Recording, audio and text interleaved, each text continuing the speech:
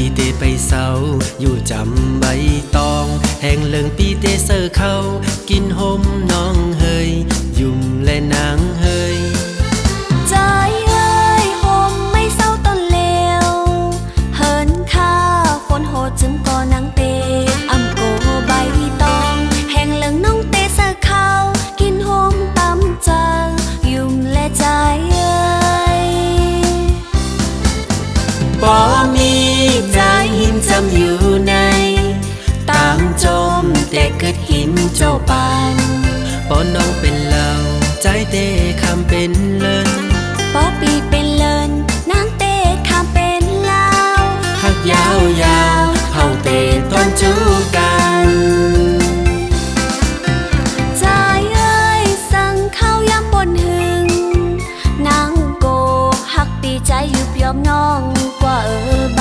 ตองแห่งเลิงน้องโกเป็นเปิ้นหอมเปิ้นใจเอ้ยจองเตเย็นเป็นนางเฮยเปวันกึดวันกวางขาวตางยาวไกลปีเตไปเศร้าอยู่จำใบตองแห่งเลิงปีเตอำจรหมเปิ้นตำเจอยุ่มและนางเฮย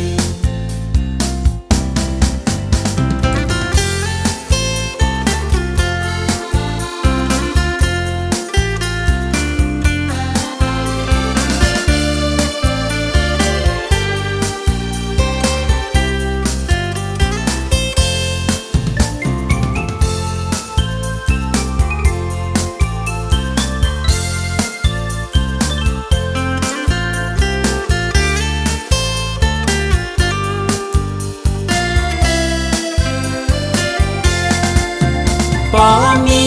ใจหิมจำอยู่ในต่างจมแต่เกิดหิมโจปานปอน้องเป็นเหล่าใจเตคำเป็นเลิน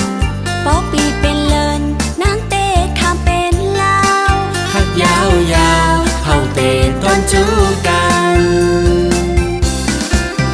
ใจเอ้ยสั่งข้าวยำบนหึงนางโก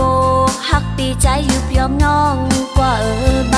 ตองแห่งเลิงน้องโกเป็นเปิ้นหอมเปิ้นใจเอ้ยจองเตเย็นเป็นนางเฮยเปวันกึดวันกวางขาวตางยาวไกลปีเตไปเศร้าอยู่จำใบตองแห่งเลิงปีเตอำจรหมเปิ้นตำเจอยุ่มและนางเฮยบ่มีใจหิมจำอยู่ในต่างจมแต่เกิดหิมโจปานปอน้องเป็นเหล่าใจเตคำเป็นเลิน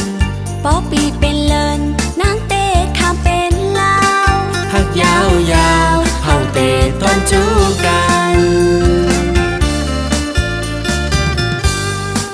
หักยาวยาวเฮาเตต้นจูกัน